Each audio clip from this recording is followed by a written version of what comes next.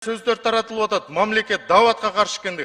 Даватка эч кандай чектөө жок. Бүгүн Жогорку Кеңеш Кыргыз Республикасынын дин чөйрөсүндөгү айрым мыйзам актыларына өзгөртүүлөрдү киргизүү жөнүндө жана дин тутуу эркиндиги жана диний бирикмелер жөнүндө мыйзам долбоорун биринчи окууда карады. Дин иштери боюнча мамлекеттик комиссиясынын директору Азамат Юсупов баяндама жасады. Айтып кетиш керек, мыйзам эч кандай динге чектөөгө багытталган эмес, урматтуу депутаттар.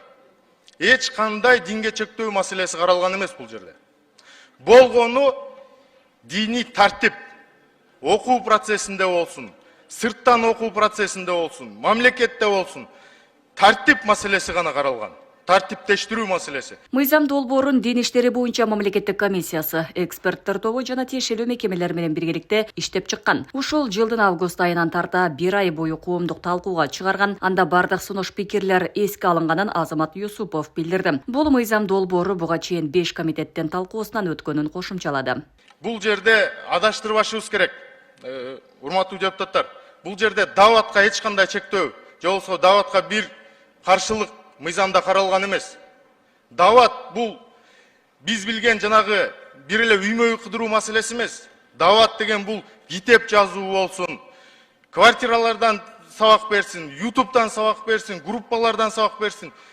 Ошонун баарын биз чогултуп туруп айтып атабыз. Бир тартипте болсун деп атабыз. Ар бир жамааттын өзүнүн ыкмасы бар.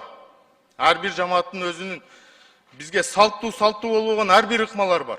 Но ошонун баарыны биз Алымдар кеңеши, биздин диний эксперттер менен баарыбыз чогулуп туруп ушул жерден бир ыкмага, бир деңгээлге келтирели деген сунуш пикир болуп атат.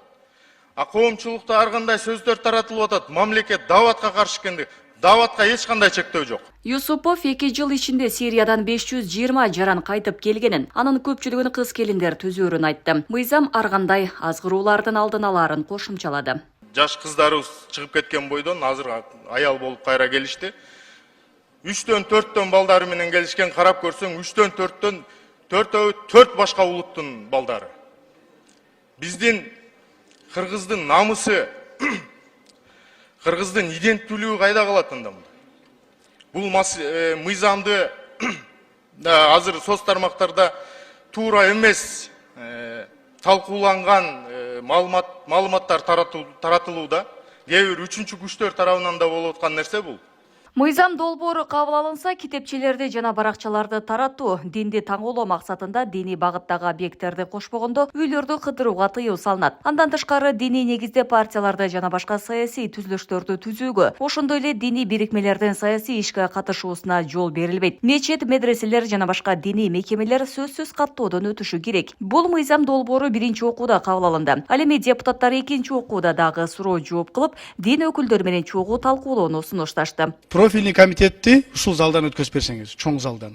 Кайра эле ушул жерден келип, ушул жерден талкуулап, анан берген сунуштарда кенен айтып алсак, айтып аткан азыр көп сунуштар буну бардык кыргыз эли күтүп атат. Аларга да жетише тургандай, бардыгы биле тургандай, маалымат так жете тургандай бир мүмкүнчүлүк түзүп берели. Ал үчүн жана биздин залдарда эмес, ушул жерден өткөзүп берүүсү суранам. Жакшы сунуш. Жамаат барды келсин, экинчи окууда ушу бардыбыз дагы бир катышып, ошо комитеттен жакшынакай кылып өткүзүп, жыйындар залына келгенде дагы суроо жоого түзүп берели. Жыйындын жүрүшүндө Жогорку Кеңештин депутаты Дастан Бекешев Бишкекте ышка каршы күрөш боюнча кабыл алынган план эмнеге жыйынтык бербей жатканын сынга алды. Эл өкүлү министрлер кабинетте отчет бериши керек деп эсептейт. 50 миллионов долларов мы взяли и кредиты, и гранты на улучшение экологии в Бишкеке, но до сих пор смог завоевывает наши легкие. Бирдемен кылыш керек-та.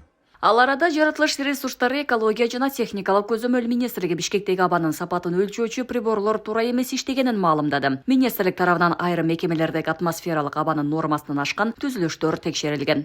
Жабдуулар жабык, желдетилбеген жерде жайгашкандыктан атмосфералык абанын сапаты боюнча туура эмес маалыматтарды берген. Жыйында депутаттар мамлекеттик кийиминди өзгөртүү боюнча депутаттык комиссияга Жанар Акаевдин киргизилишин колдошту. Акаев депутат Азамат Исраиловдун ордуна кирди. Белгиле кетсек, комиссияга 8 депутат, атап айтканда Жанар Акаев, Акулу Бердиев, Бакытбек Марепов, Венера Райымбачаева, Кубанычбек Самаков, Саидбек Зулпуев, Айбек Маткеримов жана Советбек Рустамбек уулу мүчө болду. Ошентип Жогорку Кеңеш мамлекеттик кийиминди өзгөртүү боюнча комиссия түзүп, ал ишин баштады.